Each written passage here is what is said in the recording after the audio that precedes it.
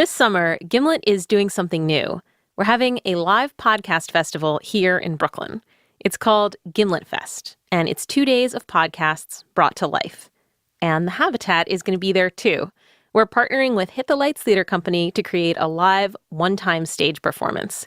There will be music and shadow puppets and some never-before-heard audio from inside the dome.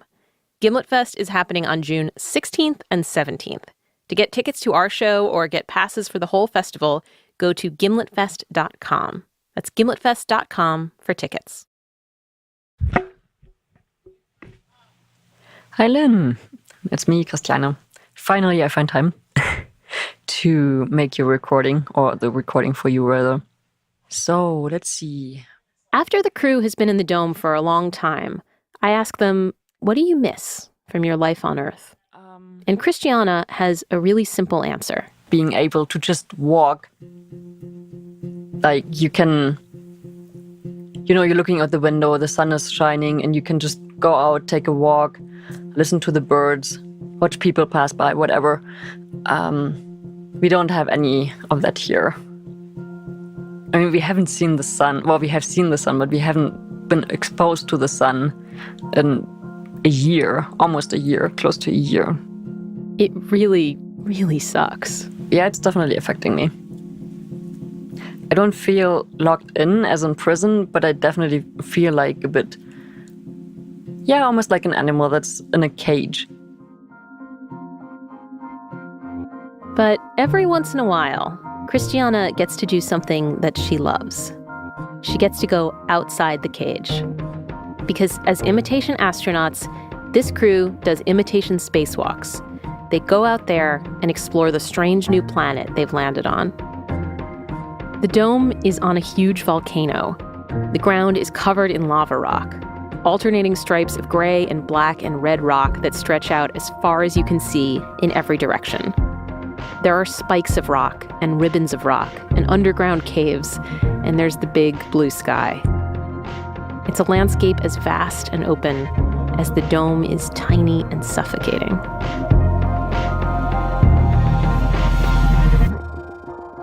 But the thing is, even when the crew is outside the dome, all the problems from inside just seem to follow them. Plus, some fun new ones. This is the Habitat.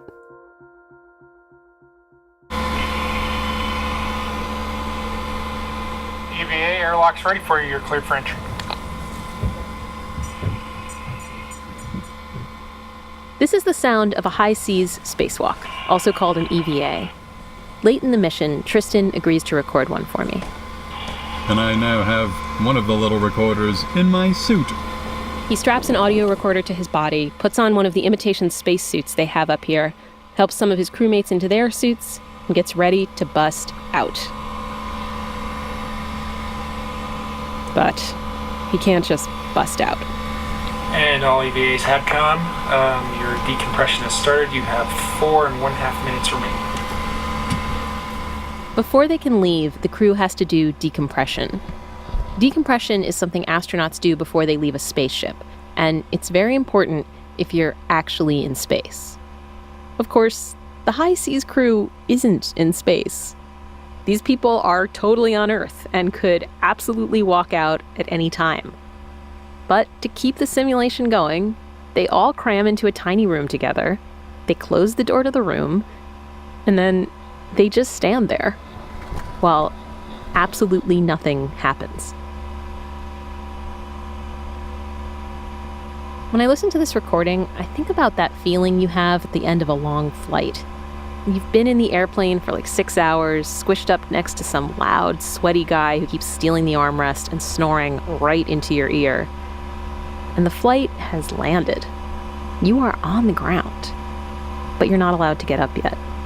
You're still trapped, waiting for the captain to turn off the fasten seatbelt sign. Really sink into that feeling.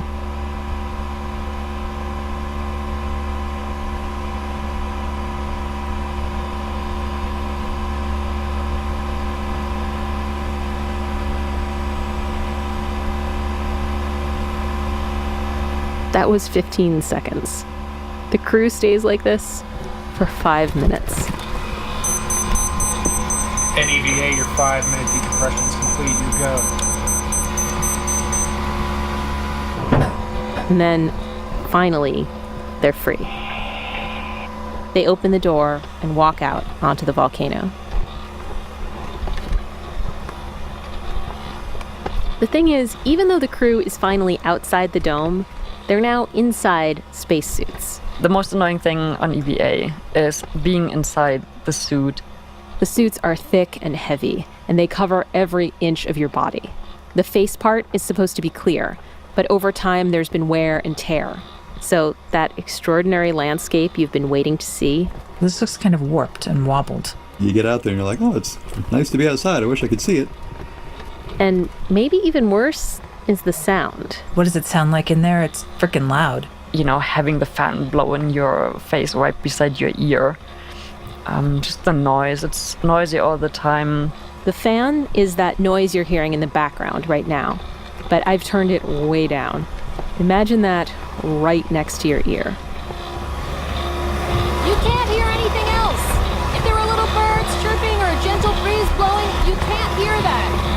You can't even hear your own footsteps when your feet hit the ground. You cannot feel your surroundings. You don't feel the wind. You feel the sun, but not on your skin, only because it's making your suit very hot. The sealed up suit is like an oven, and you cook in there. You just sweat like a demon in these suits. My whole lower arm, including the hand, is just soaked in sweat, and so is my upper body. It's not a nice feeling, but there's no way around it. I mean, you could wear a sweater so at least the sweat doesn't run down your arm, but then you're even hotter. And Instead of smelling the fresh air, you're smelling your own sweat, your own breath, your own burps and farts. I remember one time in like the third month or something like that, I had like a the first week. First week? Their first Yeah. trip out there. Maybe? Yes. Yeah, I thought it'd be really funny to fart inside my suit. No, you And- thought that you had to fart, and you're like, why not? Yeah, it was a big one. And it stays in your suit. So I wouldn't recommend it. Because, yeah, I had a relationship with that fart. EVAs can have a kind of slapstick quality. There's the burping and the farting. The terrain is hard to walk on, so people fall down a lot. And no one can understand what anyone else is saying. You can't hear anything through the suit, so you're supposed to communicate by radio. You understood that, right? The radios suck balls.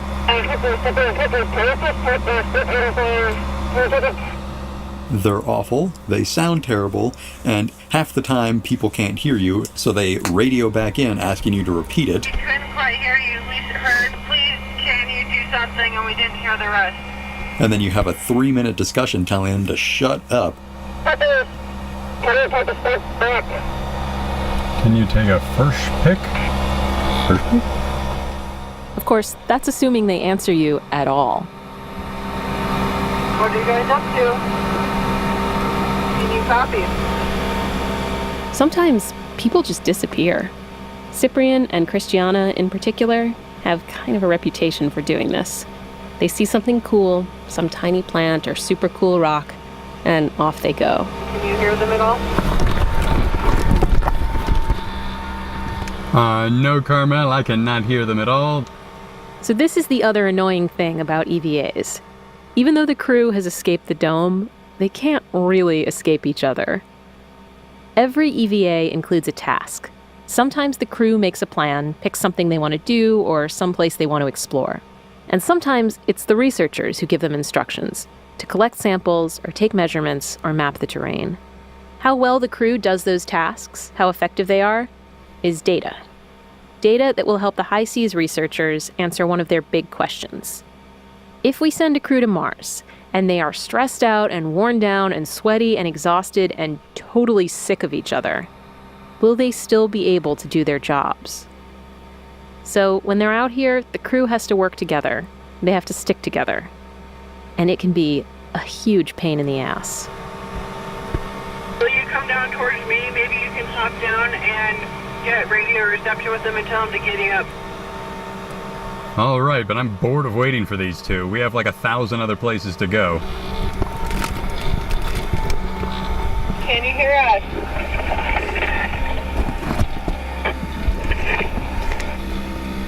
Hey, when they do this shit. Yeah. What the fuck, guys?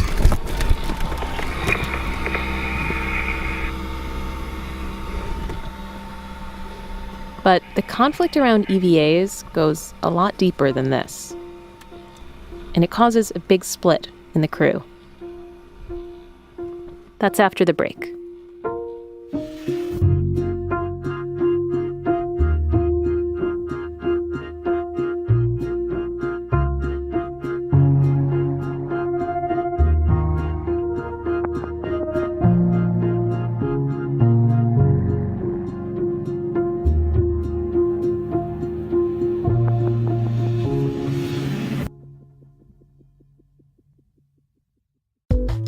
Support for this show is brought to you by Simply Safe. Home security done right. Simply Safe is designed to disappear into your home and blanket it with protection. Sensors are so small, they're practically invisible. You'll never notice them, but an intruder will. More than easy to use, it's downright delightful with gentle reminders if a window's left open and urgency in moments of crisis. Simply Safe was engineered with a single focus: to protect. It's built for the unexpected with safeguards against storms, power outages, downed Wi-Fi, hammers, bats, and more. Simply Safe's prices are fair and honest. Professional monitoring is $14.99 a month, and there are no contracts. Simply Safe protects over 2 million homes. CNET, PCMag, and Wirecutter have all named it their top pick for home security. Learn more about how Simply Safe can protect your home. Go to simplysafe.com/Gimlet. That's SIMPLI safe.com/Gimlet. Germany, 4LY, Capcom. We just had word from Houston. We're ready to have you get out whenever you're ready. Okay, we gotta go now, is that right? Affirmative. You're listening to the very first NASA EVA, a spacewalk performed in 1965 by astronaut Ed White. Okay, I'm out. Okay, guys, This is the moment when White emerged from his ship and came face to face with the universe. He's out there all alone, floating, connected to his ship by just the thinnest little bit of nothing. Okay, I'm turning over. So let's see it. Must be like $1 million. It's a little hard to hear in this recording, but the astronaut inside the ship looks at White through the window and says, "You look beautiful." And White says, "I feel like $1 million." High above the Earth, orbiting at more than 17,000 miles per hour, Ed White would have looked down and seen the vast Pacific Ocean under his tiny human feet. Then the mountains of the California coast. In just a few short minutes, he would have moved across the American mainland, across the deserts of Arizona and New Mexico and Texas, past San Antonio, where he was born, past Houston, where he did his astronaut training, every minute getting closer and closer to the dark side of the Earth. You got about 5 minutes. Mission Control starts warning him, get back in the damn ship before everything goes dark. White wants to stay out just a little bit longer, to take one more picture, one more look. But the flight director says get back in. Jim, what, got a message for us? Jimmy 4, get back in. Okay. Mission Control is not having it. Stanley, I want you to come back in now. Roger, we've been trying to talk to you for a while here. Now back in, come on. Okay. I love how Ed White sounds like an excited kid in this recording, like begging for just a few more minutes, and Mission Control sounds like a stern parent. And that is pretty much how it's been on every NASA mission since. Mission Control is in charge. They make the decisions, they set the schedule down to the minute. They are in constant communication with the astronauts. But on a Mars mission, that won't be possible. The distance between Earth and Mars means that ground control can't talk to the crew in real time. There will be no one shouting, "Get back in." There will be no one making minute-by-minute decisions for the astronauts. Whatever happens, They'll have to work it out amongst themselves. And that's not so easy, especially when you're not getting along. Something happened a few months into the high seas mission. Shay went out for an EVA, and she was in her suit trying to get from one part of the volcano to another when she came to an area that looked kind of hard to navigate. So I took a step, and I was like, I don't think that's a good way to go. Took a step back, and my leg collapsed. The ground under her leg suddenly crumbled, and she broke into what's called a lava tube. These are underground caves. The caves can be really deep, and the rock layer above them can be really thin. So there's always some risk of falling through. And Carmel looked over and saw that I was hip deep in lava and started walking towards me, and I started waving my hands like, no, unstable lava, back, do not approach. The last thing you need is two people up to their hips in lava. Shay managed to pull her leg out of the hole. And basically it was just banged up and bloody. I could walk on it. Not well, but I could. So I then said, you know what? I'm going back to the dome. And after a few weeks, the cuts and bruises healed. Seemed okay. But then she tried to go back to her regular routine. It's like, okay, it's not okay. There was this pain in her knee that just would not go away. It's hard to say exactly what happened next because the people involved don't quite agree on the details of the story. And I didn't even realize there was a story until after the mission ended, when I called Tristan on the phone. Here's how he tells it. She had hit her knee on a rock and gotten a bruise, and he says the problem started when Shay fell and hurt herself. It looked completely fine. It wasn't even marked after a week, but for the rest of the mission, Shay would continually try to right ground support and say that as the crew medic, she has deemed the outside to be unacceptably dangerous and basically reduce our ability to explore outside by a massive amount. In other words, from what Tristan could tell, Shay was asking mission support to keep the crew from exploring the areas they wanted to explore. It'd be instead of going to play in your neighborhood, you can only go into your front yard. And Tristan was pissed. I enjoy going outside, and I was very comfortable out there, and I don't appreciate somebody trying to take that away from me because they are, not comfortable walking out there. Now, when I ask Shay about this, she says she didn't write to mission support trying to restrict people from exploring. Yeah, no, I didn't try to restrict anybody. She says she just wanted more information from mission support. When you send us to do stuff on EVA, why are you sending us to such far-off, dangerous places? Is that really necessary? I wanted them to tell me why. Why are we going here to do this thing? Just tell me why. And for Shay, the crew doctor, the bottom line is always, tell me that it's safe. If you remember the very first episode of this podcast, the first time I ever met these people, they were going on a hike. Some of them were really excited to get to the top of the mountain, and they just wanted to go. And Shay was really concerned about safety. They went back and forth about it for a long time. The seed of this conflict was there from the beginning. And now, that seed has grown.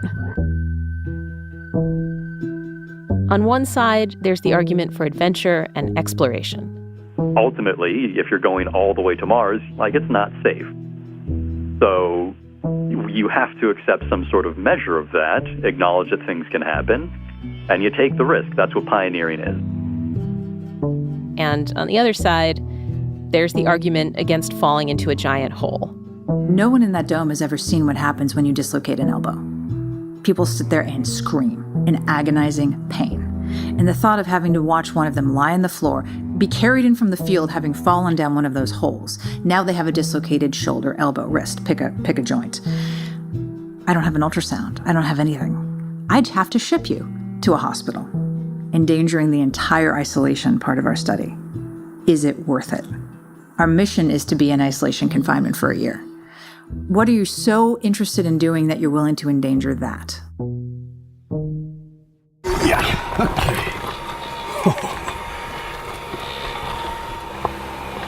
And we're underground.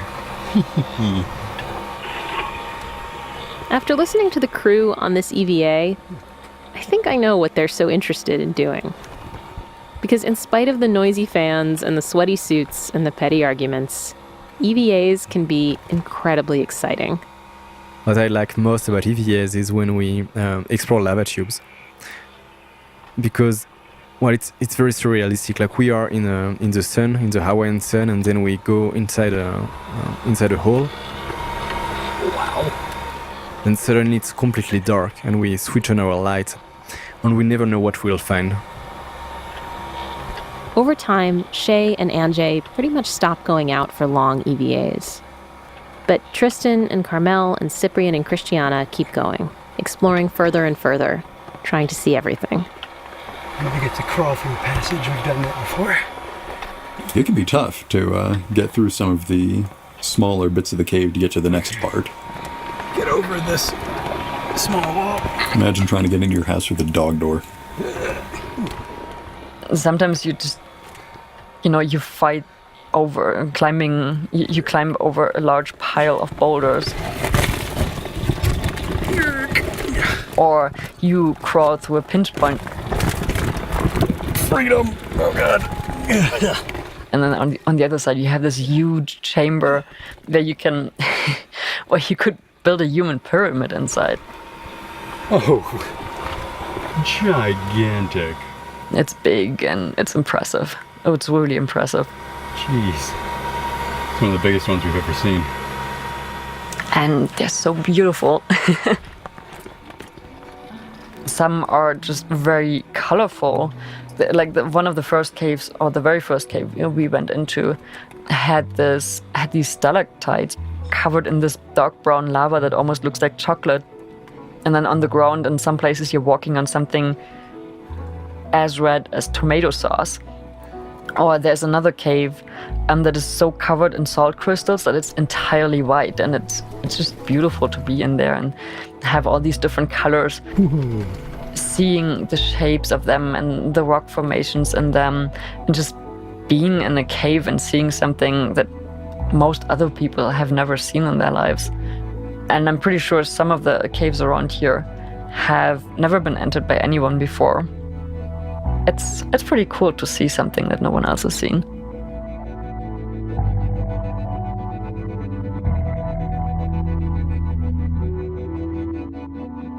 There have been moments during high seas, especially when the crew is bickering and moaning, when I've started to wonder, why even bother sending humans to Mars at all? Like, seriously, people take it for granted that we should go up there, but why? We've been sending robots for a couple decades now. They work pretty good, and robot technology is only going to get better. Why not just keep sending the robots? Experts get asked this question a lot, and they all have their answers. We should send people to Mars because it'll lead to the development of new, exciting technologies, or because it'll teach us to live more sustainably on Earth, or because it'll bring us together, unite everyone behind a common goal. And I get what they're saying. But it's always sounded just a tiny little bit like bullshit. What Christiana says about the lava tubes rings much more true. It's just cool. That's why we go in there. They're cool. I really think that if we end up sending humans to Mars, we're going to do it because sending humans to Mars is cool. And for all their faults, I'd still rather have humans up there than just robots. Yes, humans do all kinds of stupid things that robots don't do. We get mad at each other over little inconsequential stuff. We hold grudges. We have pet peeves and bad habits, and we wander off where we're not supposed to. But also, we wander off where we're not supposed to. We're curious. We think, I wonder what that is, and off we go. We crawl through tiny, dark holes just to see what's on the other side. And if we're going to learn about Mars, I mean really learn about it, then I don't think that's going to be done by robots. I think it's going to be done by people like this.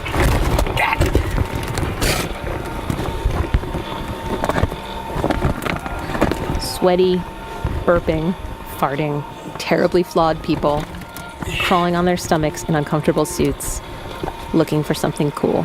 Oh, wicked skylight ahead. Sunlight pouring in. Nice. Okay.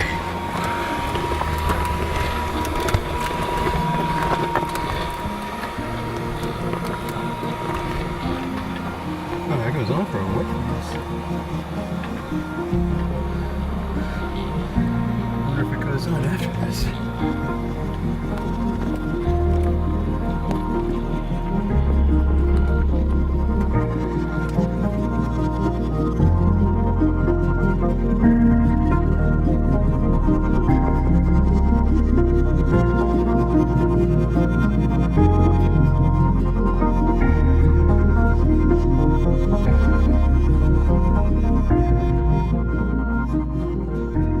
On the next episode of The Habitat, the crew will finally feel the sun on their skin, and the wind in their hair, and the earth under their feet. It's time for these explorers to come home.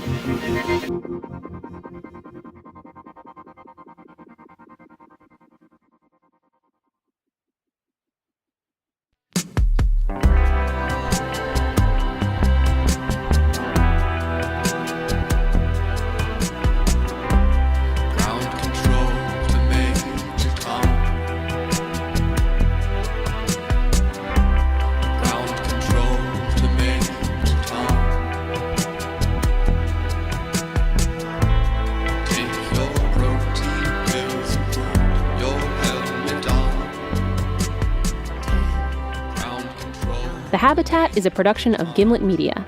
It's produced by Peter Bresnan, Megan Tan, and me. I'm Lynn Levy. Our editors are Alex Bloomberg, Jorge Just, Caitlin Kenny, and Blythe Terrell. Music, sound design, and mixing by Haley Shaw.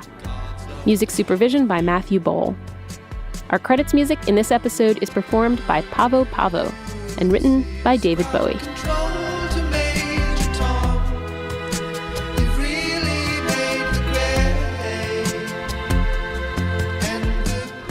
Our fact checker is Michelle Harris. Thanks to Caitlin Roberts for her help.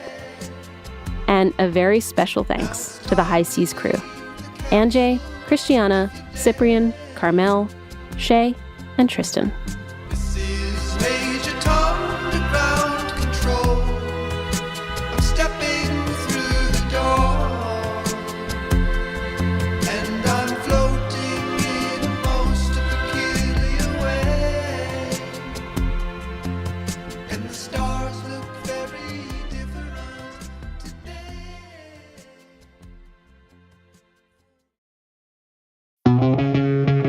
I'm Nando Vila, host of a new podcast from Gimlet Media, We Came to Win, a show that takes you inside the most thrilling moments of the World Cup. And I look and I'm like, oh my God, this might go in. And tells the darker side of what happens after the final whistle blows. If you don't play well, you see what is going to happen to you when you come back here. Out now, We Came to Win. Subscribe wherever you get podcasts.